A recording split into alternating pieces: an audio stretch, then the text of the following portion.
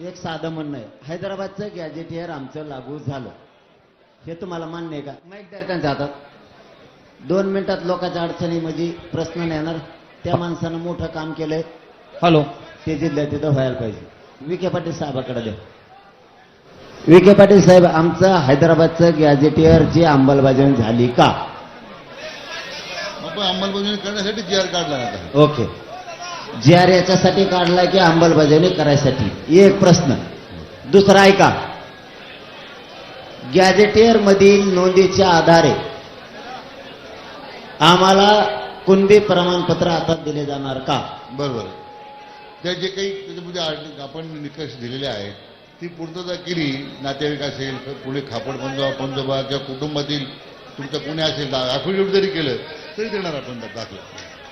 उदाहरणार्थ क्रमांक 1, पुरावा लय महत्वाचा विषय. उगाच ऐकाकडे नो गोंधळात महापार कंबरड मोड. समजा हैदराबाद गॅजेटियर मध्ये छत्रपती संभाजीनगरमध्ये अंदाजे 1,23,000 1881 ते 1901 साली 1,23,000 कुणबी दाखवलेत गॅजेटियर मध्ये. त्याचे 5-5 पोरं जरी आता म्हणले 1881 पासून, हा खूप महत्वाचा विखे पाटील साहेब विषय आहे. घाई गडबडीत समाजाचं वाटोळं व्हायला नको. बार मला हे लोक गरिबाच्या घेऊन यावं लागते. 5-5 जरी म्हणलं, 10-10 जरी म्हणलं, 1,23,000 म्हणलं तरी समजा 1.5 लाख धरू आपण. 6 लाख मराठे छत्रपती संभाजीनगरमध्ये झाले. आत्ता गॅजेटियरचं असं म्हणणं आहे 1,23,000 कुणबी येत, आणि सध्या छत्रपती संभाजीनगरमध्ये एक बी कुणबी नाही. मग कुणबी गेले कुठे? याचाच अर्थ 1,23,000 त्या काळाचे म्हणजे आत्ताचे 6 लाख मराठे हे सगळे कुणबी. याच पद्धतीनं त्रिसदस्यीय केलेल्या समितीला काम करावं लागेल विखे पाटील साहेब. 1, धाराशिव मध्ये 97,000 मराठे कुणबी त्यावेळेस दाखवले. बीड मध्ये 1,12,000 दाखवले. त्यांचे 5-5, 10-10 म्हणलं तरी आता 5 ते 6 लाख मराठे झाले. मग ते जर कुणबी होते तर पहिले कुणबी गेले कुठं? मराठवाड्यातला मराठा हाच कुणबी आहे. विखे पाटील साहेब, हा आमच्यासाठीचा खूप महत्वाचा मुद्दा आहे. मराठवाड्यातले मराठे हेच कुणबी आहेत.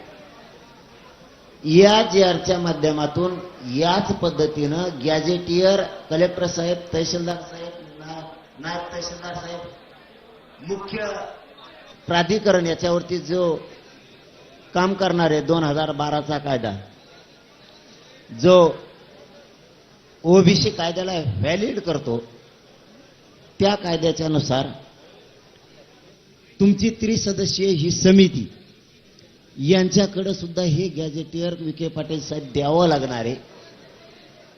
बरोबर का ना? गॅजेटियर द्यावं लागणार आहे. आणि मग ते संबंधित त्या गावातले व्यक्ती, उदाहरणार्थ एका गावात 30 लोक आहेत, 1881, दातड काढणारांनो नाही तर निघा ना घरी. 30 लोक आहेत एका गावात 1881 ते 1901 मध्ये.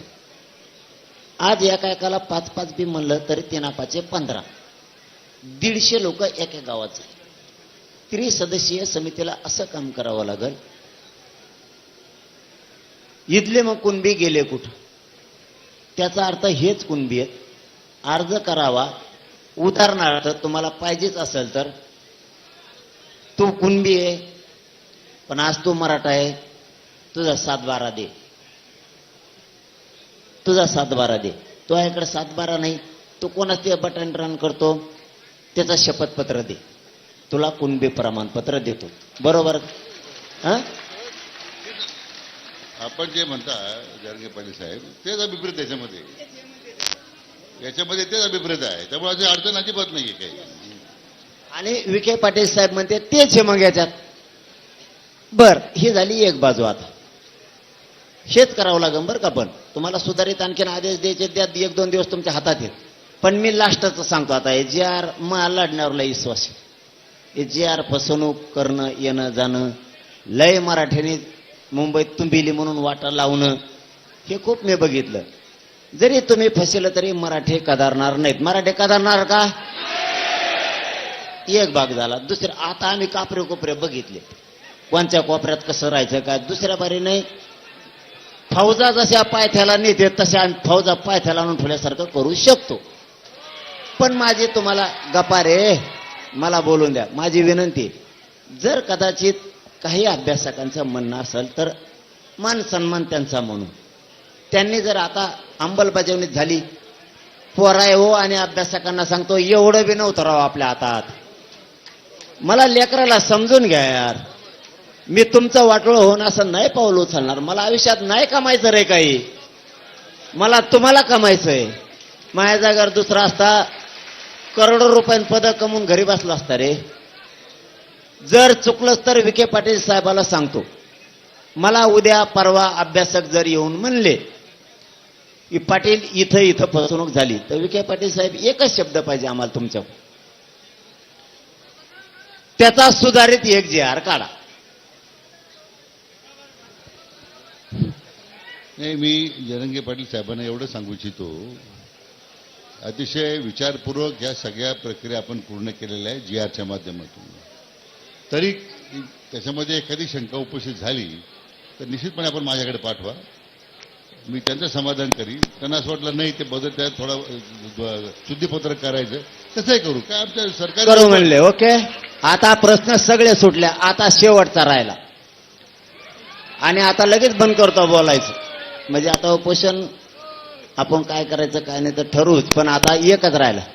विखे पाटील साहेब, आम्ही लय तिळ तडपतो गरीबात लेकरं मोठं करायला, कधी काय मागत नाही. पश्चिम महाराष्ट्राचं गॅजेटच घेतलं तुमचं, आणि तर राज्यावर जबाबदारी टाकली. 15 दिवसात ते महिन्यात गॅजेट लागू करायची. मी सोडित नाही, मी आहे ना.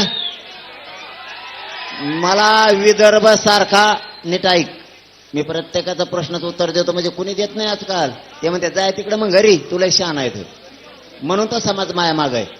मी पश्चिम महाराष्ट्र, विदर्भ, मराठवाडा, खानदेश कधी वेगळं बघत नाही, पुरा महाराष्ट्र मी एक बघतो. म्हणून समाज माझ्या मागे. काय रे इकडे कोपऱ्यात बोल नका रे. म्हणून मी, माझा एक शेवटचा प्रश्न आहे फक्त, विखे पाटील साहेब, आम्ही लय तर पडतो गरीबाचे लेकर. पैसे नको, पद नको, तुमचे वा करू आम्ही, चांगलं करा समाजात तुम्ही, आम्ही तुम्हाला डोक्यावर घेऊन नाचू सगळ्या, आम्हाला काय गरज नाही.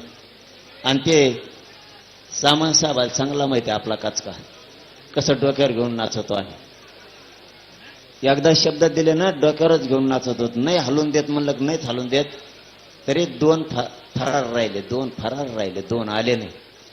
त्यांचे 2 मंत्री आले नाहीत, नाही तर त्यांना माहिती आपण शब्द दिल्यावर मागं सरकतो का. तसं तुम्ही तुमचं आयुष्यभर राजकारण करा, काय करायचं आम्हाला राजकारणाचं फास करणार. आम्हाला आरक्षणाशी मतलब आहे. एकच शब्द शेवटचा सांगतो, जर याच्यात काही झालं, पुन्हा त्या वाशीच्या गुलालासारखं जर झालं, अभ्यासकांनी वकिलांनी वाचलंय, आता वकिला सुद्धा तोंड आणि डबल जर काही बोलले, आणि आता अभ्यासक सुद्धा सगळे म्हणले जे आर सातारा संस्थांचा बरोबर आहे, हैदराबाद गॅजेटचा बरोबर आहे, केशेसचा बरोबर आहे, बलिदान गेलेल्या कुटुंबाचा बरोबर आहे. शिंदे समिती सगळ्या व्हॅलिडिटी द्यायचे आदेश काढतील. शिंदे समिती रोज काम करणार, प्रमाणपत्र सगळ्याचे दिले जाणार, 58 लाख नोंदी ग्रामपंचायतला चिटकेल्या जाणार, हे सगळं सांगितलंय. बलिदान गेलेल्याचे पैसे आणि नोकऱ्या दिल्या जाणार. पण माझा एक प्रश्न वैयक्तिक राहिलाय, जर 4-2 दिवसांनी म्हणले, 8 दिवसांनी, याच्यात थोडं चूक आहे, दुरुस्ती करा, फसवेचा अंदाज दिसतोय, काय आहे का? कोण वाचायचं म्हणतं का? रातभर वाचतो का? मला असले खोडीचे लोक आवडत नाहीत. आधी वाचायला 2 घंटे दिलं, टायमाला कुणाच तरी फोन आला की डबल वाचिते. नका रे, नेत्यासाठी जातीचं वाटोळ नका करू. पण मी सांगतो ना, पोरा होतो मला, माझा शेवटचा तेवढाच एकच शब्द आहे, जर म्हणले कदाचित असं झालं तर विखे पाटील साहेब तुमच्या घरात जीव दिवस तर मी उठणार नाही.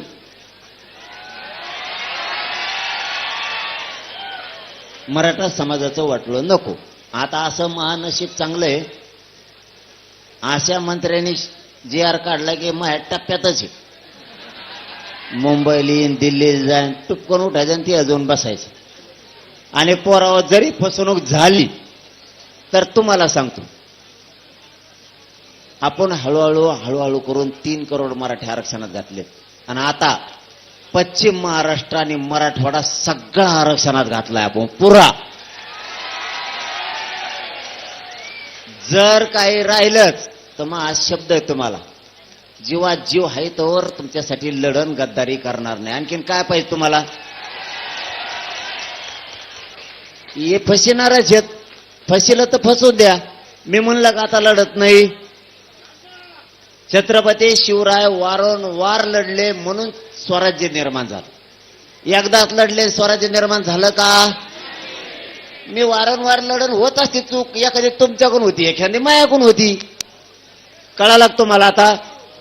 तुमच्याकडून एखादी चूक होती, एखादी माझ्याकडून पण होती, झालीच चूक.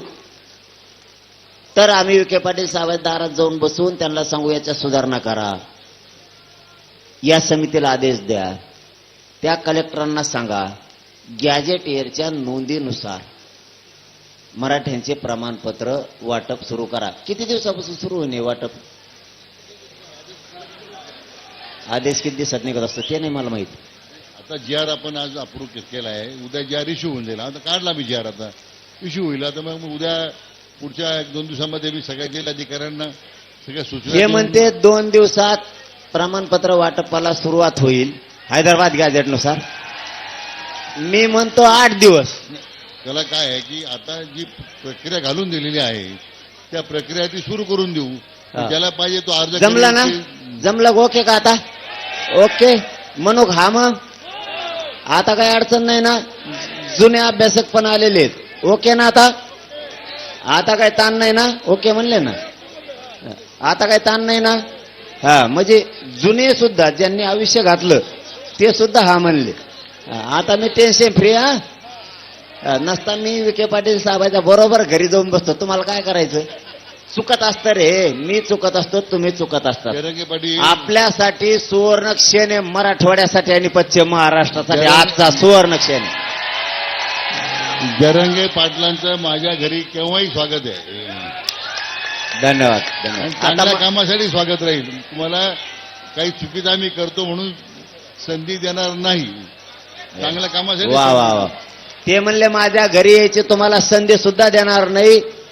गॅजेटियरच्या आधारे नोंदी आणि प्रमाणपत्र द्यायला सुरुवात होतील.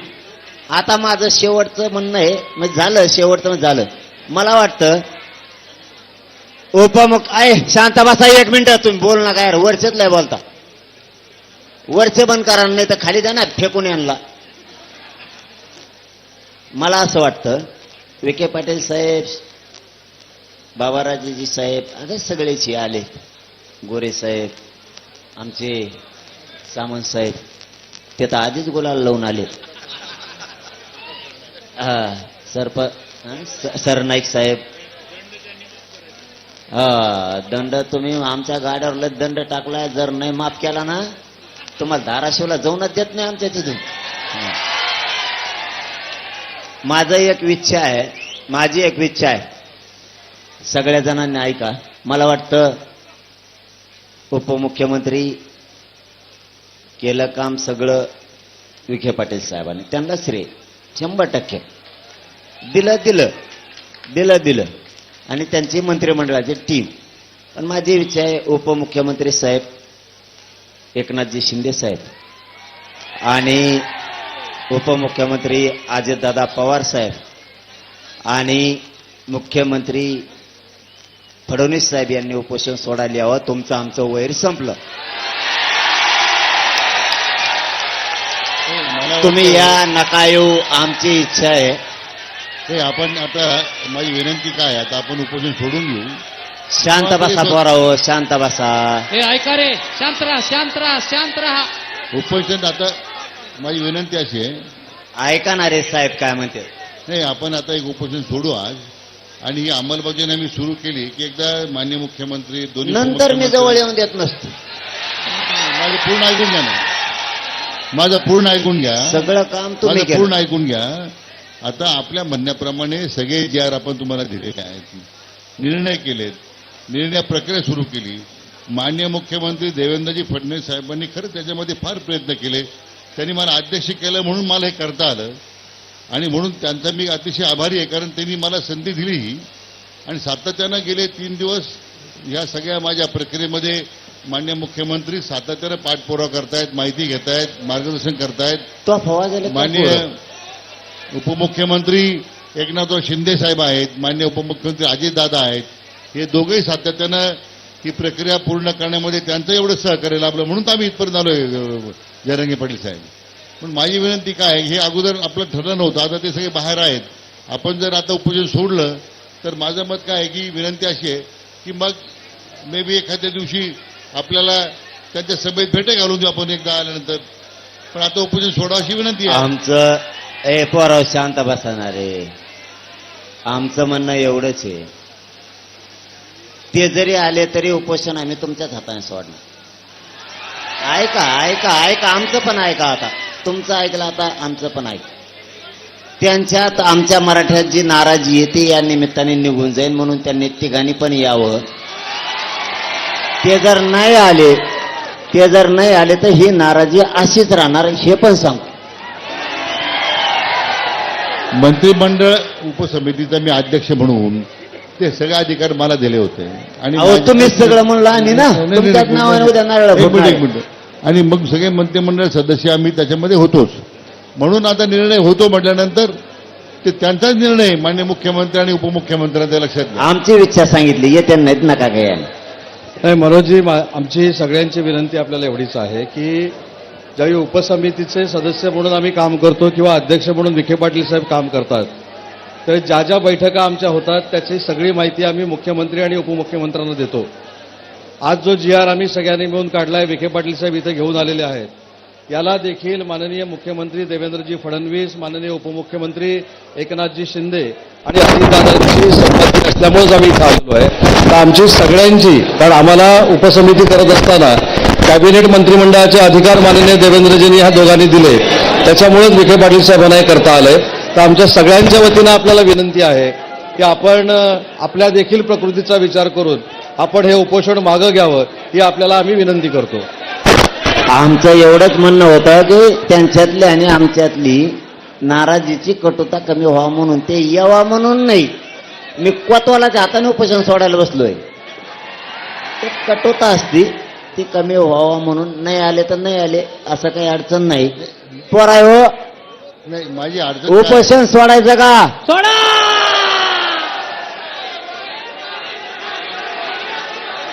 सोडायचं का? फोनवर नुसतं बोलत नाही.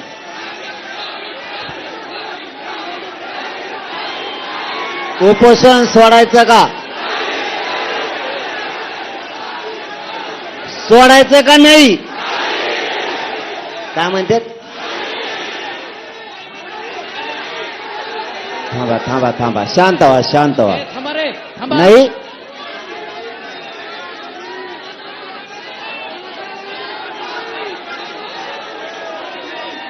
अरे तुम्ही नीट शांततेत सांगितलं तर नीट होईल, नाही तर फालतूपणा केला तर निघा घरी. मग नीट सांगा. त्यांचं म्हणणं असं आहे मुख्यमंत्री उपोषण सोडायला आणा,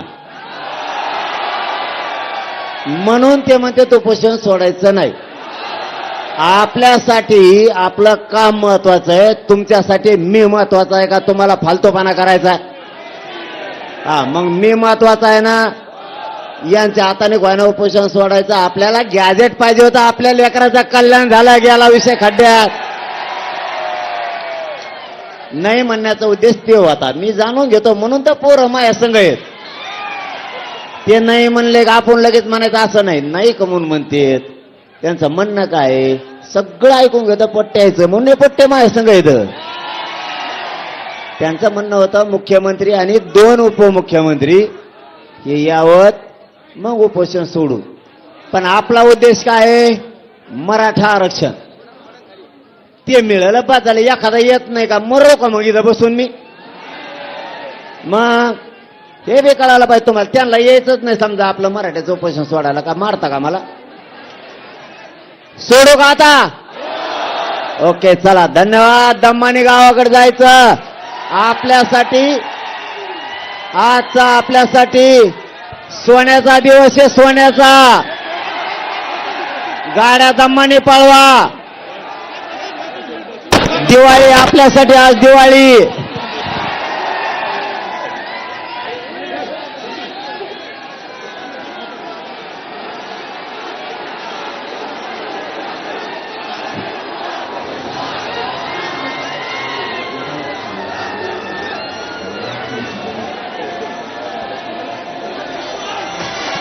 पोराओ एक मिनिट थांबा रे. पोराओ एक मिनिट थांबा, एक मिनिट. ए डीजे बंद करा रे. अरे डीजे बंद करा, एक मिनिट. एक विषय राहिला. परवा काय झालं, मंत्री साहेब, लातूरला 2 पोरांनी परवानगी नाकारली म्हणून आत्महत्याचा प्रयत्न केला. आणि एक शिवनेरीला देशमुख म्हणून, आणि काल इथं CSTला 2 पोरांचे बळी गेले अटॅकने. त्यांना सुद्धा त्या आर्थिक मदत आणि नोकरीत घ्या. बस गरीबाचे लेकर आहे.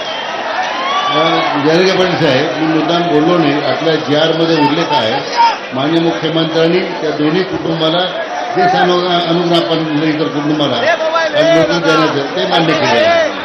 मान्य केलं त्यांनी. आपल्या बलिदान गेलेल्या पोरायचं 2 सुद्धा. फक्त तुम्ही शांततेत सगळ्यांनी आपण आपल्या गावाकडे जायचं बरं का, शांततेत. मला दवाखान्यात राहावं लागणार आहे आता. मी निवांत येईन तुमच्या भेटीला. छत्रपती शिवाजी महाराज की, छत्रपती संभाजी महाराज की. लढाएंगे.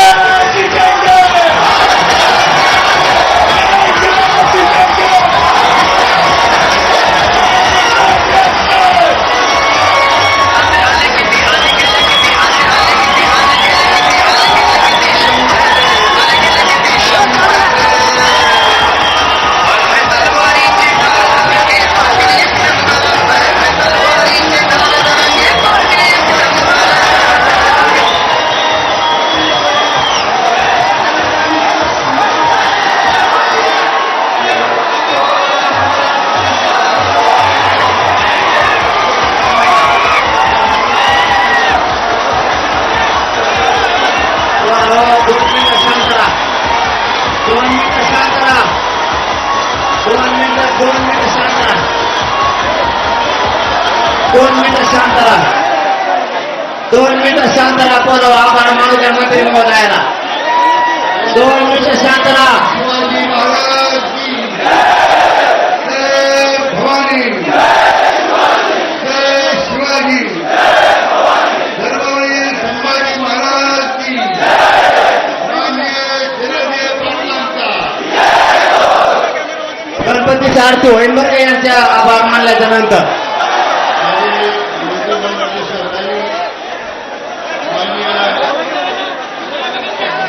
नामदार शिवेंद्रजी भोसले साहेब, माननीय नामदार जयकुमारजी गोरे साहेब,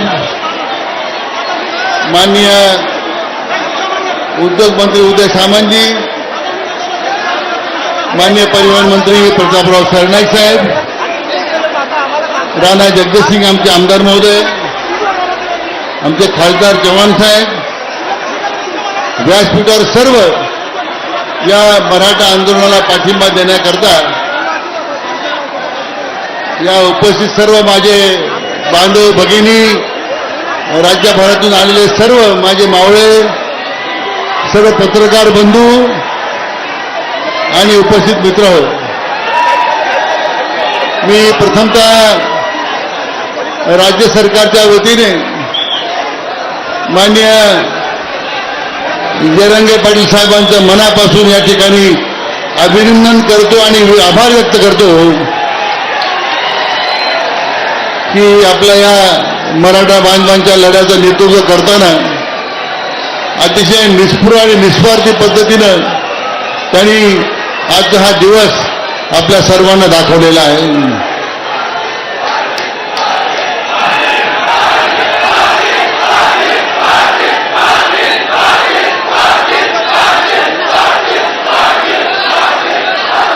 मला राज्याचे लोकप्रिय मुख्यमंत्री मान्य देवेंद्रजी फडणवीस आहेत त्यांचे आभार मानायचे आहेत. आपल्या राज्याचे दोन्ही उपमुख्यमंत्री मान्य एकनाथराव शिंदे साहेब आणि मान्य अजितदादा पवार साहेब त्यांचे या ठिकाणी आभार मानायचे आहेत. आणि या मंत्रिमंडळातील माझ्या उपसमितीमध्ये असणारे आमचे सर्व सहकारी, मग गिरीश महाजन साहेब आहेत, चंद्रकांत दादा पाटील, दादाजी भुसे, माणिकरावजी कोकाटे, आशिषजी शेलार, या सर्व आणि माझ्या या उपसमितीमध्ये कार्यरत असणारे आमचे सगळे अधिकारी, सामाजिक न्याय विभागाचे सचिव, विधवा न्याय विभागाचे सचिव, गृह खात्याचे सचिव, अन्य सर्व विभागाचे जे अधिकारी होते आणि सगळे कर्मचारी, त्यांनी अहोरात्र हे घडून आणण्यासाठी जे काही प्रयत्न केले त्या सगळ्या माझ्या अधिकारी आणि कर्मचारी बांधवांचा सुद्धा मी या निमित्तानं आभार व्यक्त करतो. माझ्या मंत्रिमंडळातील सर्व सहकाऱ्यांचा आभार मानतो की हा निर्णय करताना अतिशय एक दिलानं, एक मतानं हा निर्णय त्यांनी घडून आणला. आणि म्हणून मला वाटतं आजचा आपला दिवस आपल्याला ऐतिहासिक क्षण आपल्याला साजरा करता आला. राज्याचे मुख्यमंत्री मान्य देवेंद्रजी फडणवीस साहेब यांनी विशेष करून या सगळ्या प्रक्रियेमध्ये प्रत्येक दिवशी माझ्याबरोबर चर्चा केली, काय मार्गाने तो म्हणून मार्गदर्शन केलं. आणि मला वाटतं हे सगळं जे आरक्षण देणं या आजच्या निर्णयाच्या संबंधामध्ये जो विशेष पुढाकार राहिला, मला मनापासून आपल्या राज्याचे लोकप्रिय मुख्यमंत्री देवेंद्रजी फडणवीस साहेब यांचं मनापासून अभिनंदन करायचं आहे. शाळाच्या गजरात आपण त्यांचं अभिनंदन करावं अशी माझी विनंती आहे. त्यांना सहकार्य करणारे आमचे लोकप्रिय उपमुख्यमंत्री एकनाथराव शिंदे साहेब आणि लोकप्रिय उपमुख्यमंत्री अजितदादा साहेब पवार साहेब यांचं आपण शाळाच्या गजरात अभिनंदन करावं अशी माझी आपल्याला विनंती आहे. मी पुन्हा एकदा मान्य जरंगे पाटील साहेबांना मनापासून धन्यवाद देतो. हा जो आपला योद्धा आहे, योद्धा म्हणतो मुद्दा, शेवटी ही लढाई तशी सोपी नाही, सोपी नव्हती. मला वाटतं एक असा योद्धा आपल्याला मिळाला, समाजाला मिळाला, त्यातून समाजाचं जे परिवर्तन आहे ते झाल्याशिवाय राहणार नाही अशा प्रकारचा विश्वास या निमित्ताने मी व्यक्त करतो. आणि जरंगे पाटील साहेबांना मी आपल्या सगळ्यांच्या वतीने आश्वासित करू इच्छितो की आमच्या महायुती सरकारनं, आमच्या राज्य सरकारनं जे जे आश्वासन आपल्याला या GRच्या रूपानं दिलेलं आहे ते सगळे आश्वासन निश्चितपणे आम्ही पूर्ण करून दाखवू अशा प्रकारची खात्री करण्यासाठी आपल्याला देतो. मनापासून आपलं अभिनंदन करतो. माझी सगळ्या मराठी बांधवांना विनंती आहे की राज्याच्या कानाकोपऱ्यातून या ठिकाणी आलेले आहेत, आपण अतिशय शांतप्रिय आहात, शांततेच्या मार्गाने आपण परत घरी जायचं आहे. पुढे अनुचित प्रकार घडणार नाही याची आपण काळजी घ्यायची आहे. आपला मराठा बांधव हा किती शिस्तप्रिय आहे हे आपल्या सगळ्या राज्याला आणि जगाला दाखवून द्यायचं आहे. तुमच्या सगळ्यांच्या असीम प्रयत्नातून, त्यागातून आज हे मिळालेलं जे यश आहे, मान्य जरंगे पाटलांच्या नेतृत्वाला मिळालेलं जे यश आहे, ते यश हे आपल्या सगळ्यांना अधोरेखित करायचं आहे. मी मनापासून पुन्हा एकदा जरंगे पाटील साहेबांचं आणि आपल्या सगळ्या तमाम मराठी बांधवांचं मनापासून अभिनंदन करतो, आभार मानतो आणि मनापासून पुन्हा एकदा आपल्या सगळ्यांना जाण्याकरता शुभेच्छा देतो. आणि सगळ्यांना उत्तम आरोग्य, उदंड असं परमेश्वरानं द्यावं आणि हे आजचा जो निर्णय झाला आहे तो पूर्णतेला जाण्यासाठी परमेश्वरानं आम्हाला इच्छाशक्ती प्रदान करावी अशी विनंती करतो. मनापासून धन्यवाद. आता आपण गणपतीच्या आरतीला आपण सगळे उपस्थित राहावं, उभं राहावं अशी विनंती करतो. मनापासून धन्यवाद. जय हिंद, जय महाराष्ट्र. बांधवांनो, या मीडियाच्या प्रतिनिधीला जे तुम्ही भरभरून प्रेम दिलं, या मीडिया प्रतिनिधींसाठी एकदा जोरदार टाळ्या होत्या.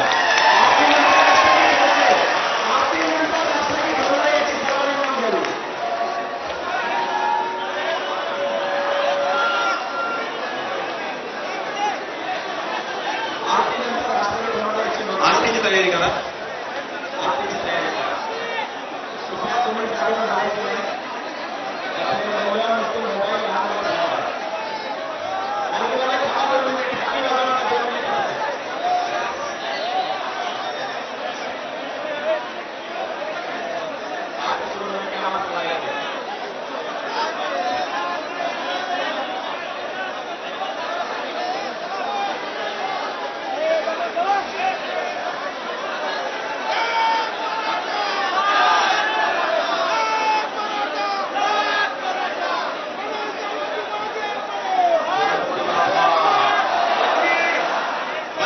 पाठीमागून बोलाले सरपंच बोलाले पाठीमागून